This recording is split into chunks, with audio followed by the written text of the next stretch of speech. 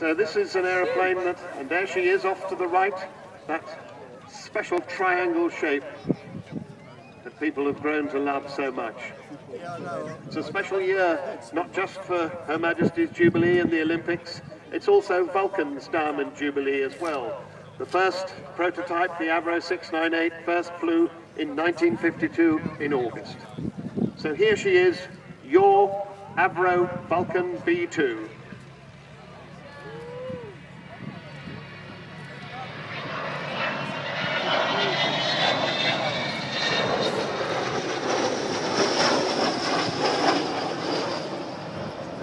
You thought she was going to make a big noise. She can tiptoe up on you sometimes. For such a big lady, she's very quiet and graceful when she wants to be. She will make the noises later, I can assure you.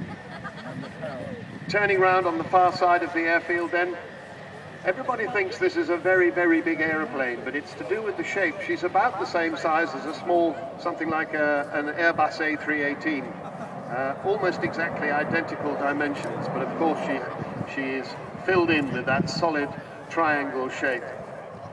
And the camouflage, that dates from, they originally had them bright white because she was originally a nuclear bomber, and this was to protect from the radiation flash. But when she became a conventional low-level bomber, she adopted this new then, camouflage color scheme.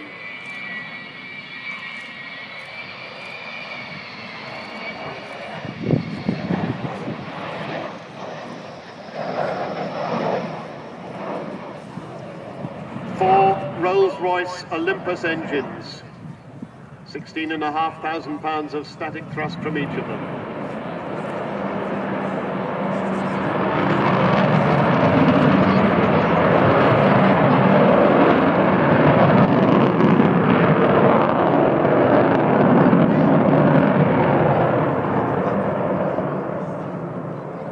That's what 64,000 pounds of static thrust sounds like, and that, as you saw, is how maneuverable the Vulcan is.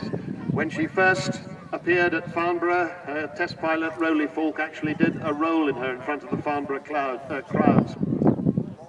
He wasn't allowed to do it too many more times, and sad to say we're not allowed to do it these days, but the aircraft is perfectly capable of it. Although I do understand that the chief pilot of the organisation, Martin Withers, did say to one of the other pilots, "You can roll this aeroplane, but not with me in it."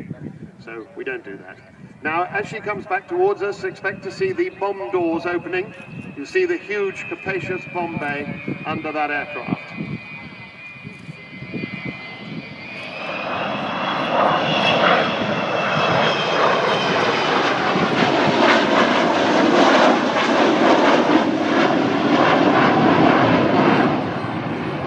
That's the bomb bay that used to originally carry the hydrogen bomb in the days when this was our nuclear deterrent against worldwide nuclear annihilation. But then subsequently, in fact 30 years ago this year, she took 21 1,000-pound ordinary World War II style dumb bombs down to the Falkland Islands in the longest bombing raid there'd ever been, and dropped the 21 bombs on the runway at Port Stanley, hitting it with 2, which was par for the course for that time with unguided bombs, and probably changing the course of the Falklands War. The Channel 4 program called it the most daring, Falklands, the most daring raid, and some people would agree with that. Bomb doors are closing now as she comes back in front of us again.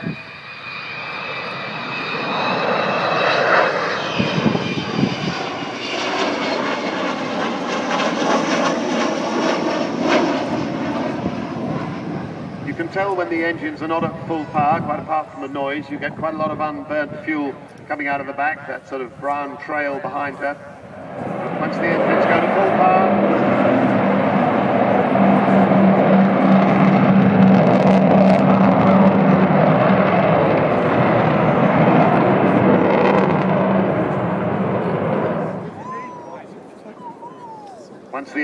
full power, the trail ceases. Now she's almost at idle power, once again doing her whispering approach. She left the Air Force's employ in 1993, but she was so popular then that the great British people decided they wanted her back. and it took until 2007 and the expenditure then of £7 million to get her restored and back into flying condition, and she's been flying ever since. Of course, that takes a lot of money. It doesn't come from the government or the RAF, it comes from you and me, from the great British people. And I think that she's still flying today is a matter of great pride for all of us.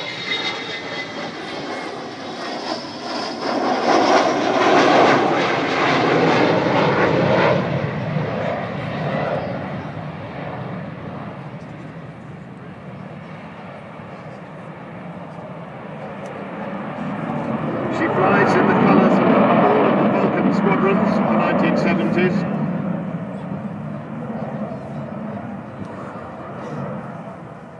And she has the title, The Spirit of Great Britain, painted on her nose, encapsulating all that she stands for, the great British never say die bulldog spirit, because there have been so many occasions when this aeroplane has nearly financially failed. She lurches from one financial crisis to another, and there have been more than one occasion when the servicing crew, the maintenance guys who do such a brilliant job, have been given their month's notice. But still, she's still with us. We hope that she's going to be with us for at least another season. It is possible that she will end her flying days at the end of 2013. We don't know that for sure.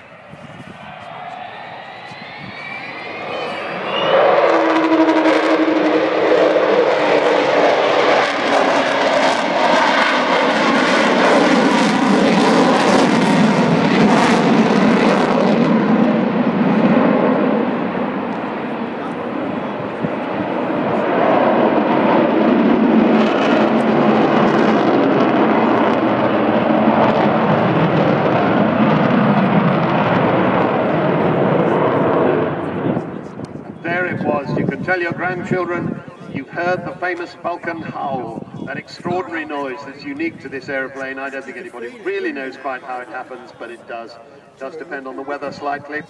Now, Kev and Bill have got the landing gear down. She's not going to land here. Runway probably not quite long enough, but we will see her do a low overshoot, so she'll come down quite low and then put the power on and go away. Now, they'd really like to see you at the Vulcan Village when she's finished displaying. That is sort of left of centre. Look for the big DVD flag of Plains TV, and the Vulcan Village flags are alongside the black and gold flags of the Vulcan to the Sky Trust. They will definitely be very welcoming. They'll be able to sell you things, put you in touch with the website, the Twitter feed, the Facebook, and I'll tell you something in a minute about how you could contribute directly. But here she is in her final pass for today. Watch for those wheels going up, 18 wheels disappearing.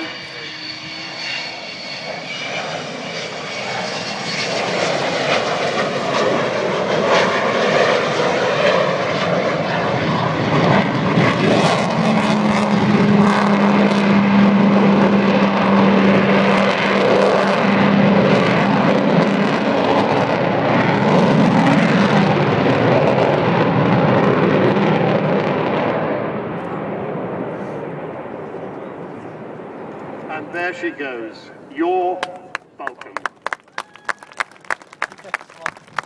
So if you want to contribute to keeping her flying in the future, you could get your mobile out now.